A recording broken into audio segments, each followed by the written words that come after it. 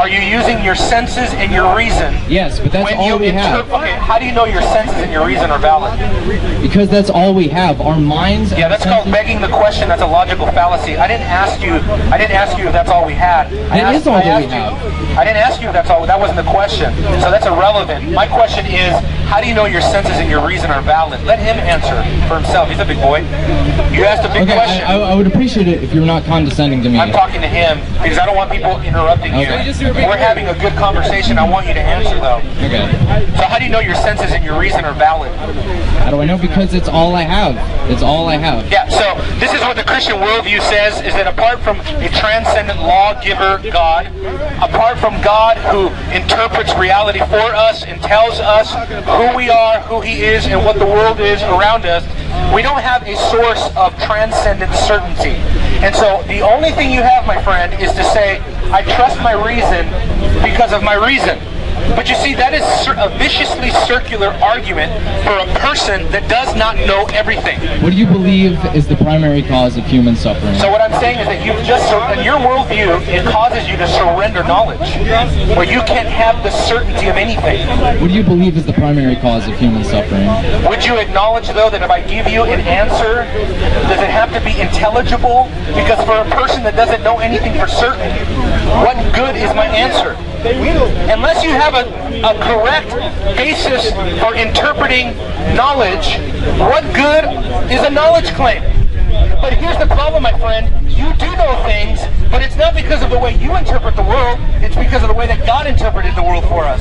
You know things only because God made you in His image. He made you in His likeness. He gave you the capacity to reason, to feel, to sense. He gave you the ability to know things for certain, and that is why we can have this conversation. Not because of your worldview, because of mine. You see, your worldview doesn't give us the precondition for this discussion, but my worldview does. I would really encourage you to think about that. That is really what, as a Christian, how I argue for the Christian faith. I don't say, hey, look at this rock. We found an ancient manuscript, or look, we found an ancient burial that had this stone. And look, eventually I'm going to pile up the evidence as high as I can, and hopefully you're going to say, oh, you know what, there's a really, really good chance maybe Christianity might be true. No, I argue the complete opposite. I say without Christianity, you can't interpret this discussion. But the problem is that, and I know that's a different way of looking at it. It comes from a much more philosophical point of view, and I think it's more theological. It's what the Bible teaches, that in Jesus Christ are hidden all of the treasures of wisdom and knowledge. Without God, we don't have laws of logic. Do you believe in the laws of logic? Yes, I believe that logic exists. So where do the laws come from? Why does it have to be some supreme being that exists outside of space and time? More fundamentally, my question was, see, I can explain these things as a Christian, but for you, where do the laws of logic come from? If they are indeed laws. I don't know. Why, I feel like that's missing the point. It's not missing the point because I'm pointing out that you cannot account for your own worldview.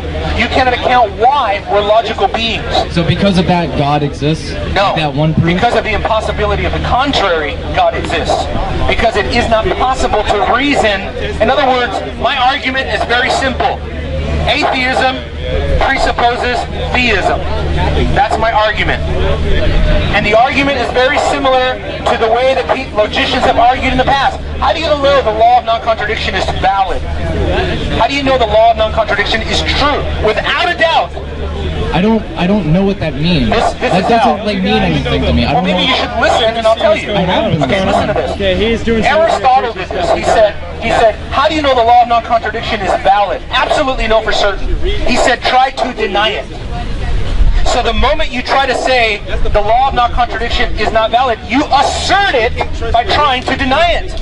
And I'm saying the same thing with God. The minute you try and make an argument for the non-existence of God, you use His God-given laws to do it, thus presupposing the God of the Bible.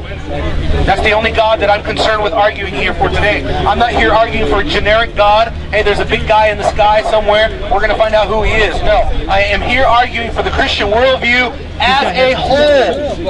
As a whole. You understand?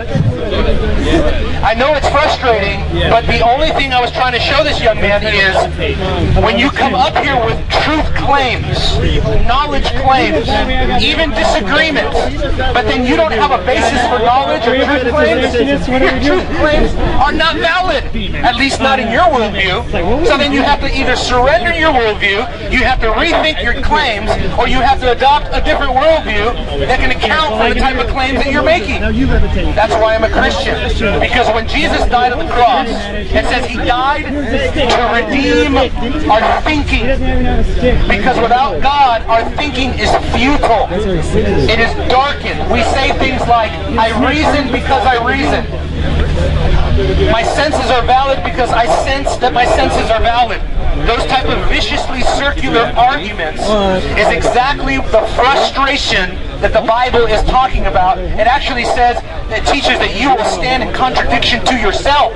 You oppose yourself. And that's what it means to deny God, is to oppose yourself. That's why the Bible says the fear of God is the beginning of wisdom. If you want wisdom and knowledge, you must first begin with a proper relationship between God and his creature, between creator and creature. Apart from that, you won't have a worldview that makes any sense. I've been here for 6 years, and that's been the understanding.